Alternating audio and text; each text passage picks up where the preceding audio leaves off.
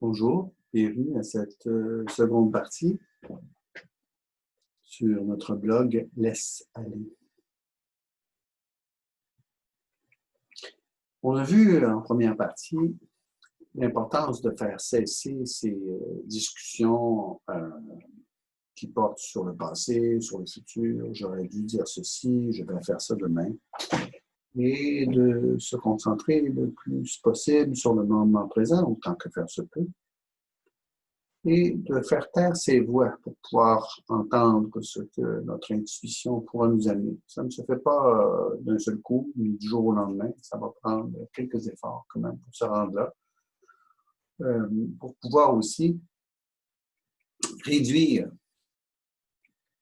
les limites qui nous ont été imposées par l'éducation, par la famille, par notre société, qui alimentent ces discussions. Moi, je considère personnellement que quand j'ai une journée normale, ils sont à peu près 8 dans ma tête à discuter des différents sujets, hier, demain, quoi faire, comment, les gérants d'estrade qui sont en place pour tout expliquer quoi faire.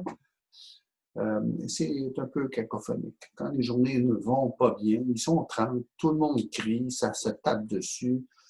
Et souvent, je vais suivre l'indication de celui qui a peut-être crié le plus fort. Ça ne veut pas dire que c'est la bonne chose. Donc, il faut en arriver à un certain moment donné à pouvoir arrêter cette cacophonie pour pouvoir être à l'écoute de ce qui vraiment nous appartient et qui peut nous guider à faire germer, à réaliser ce qui nous passionne.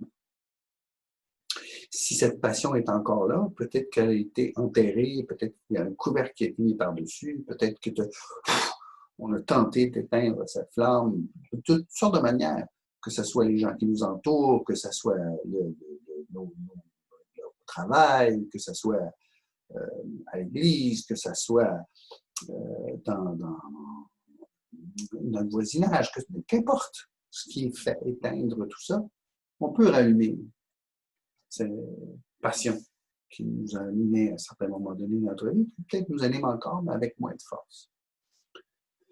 Ça va passer évidemment par l'importance de pouvoir apprendre à prendre une pause. Il y a plusieurs méthodes qui sont proposées. Évidemment, on va parler de méditation parce que c'est un élément essentiel.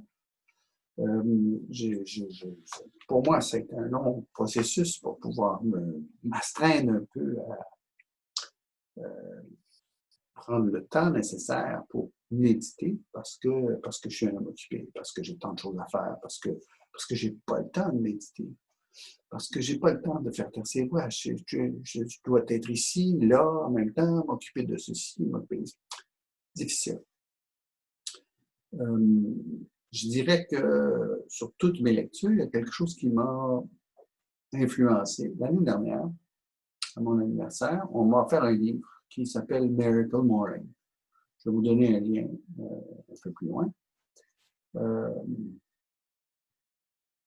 Essentiellement, le livre suggère ceci.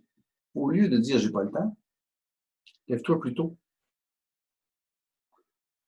Lève-toi plus tôt, puis divise ton heure où tu te lèves plus tôt, et divise-le en moments, 10 minutes de méditation, 10 minutes de réflexion positive, 10 minutes d'écriture ou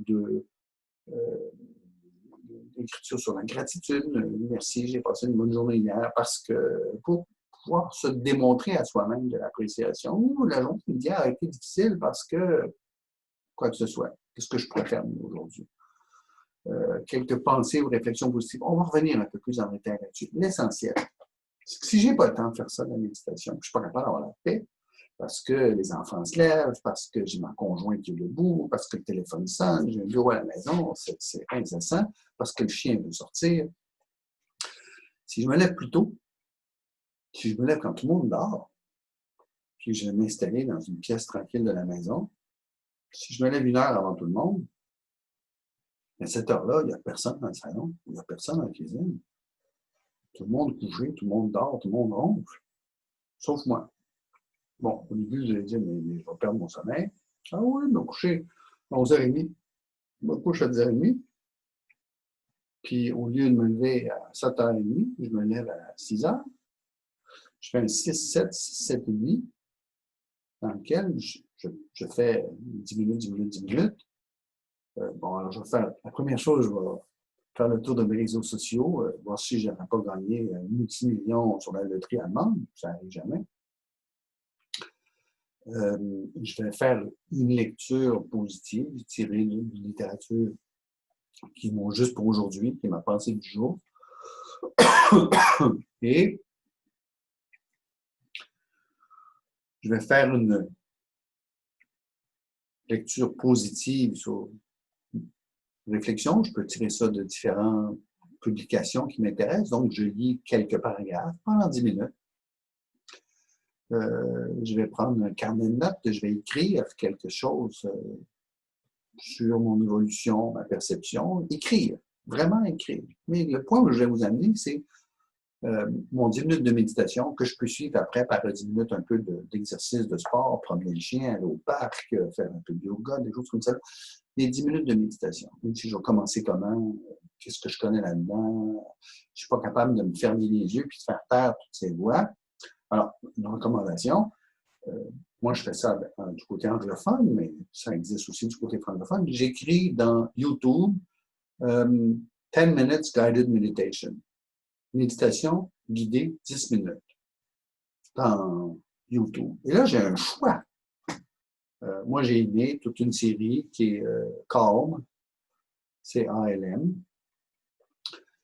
Mais j'ai trouvé des trucs avec Shakti Gawain, j'ai trouvé toutes sortes de choses comme celle-là qui font des 7 jours de ceci, des 10 jours de cela, des 21 jours de je ne sais pas quoi.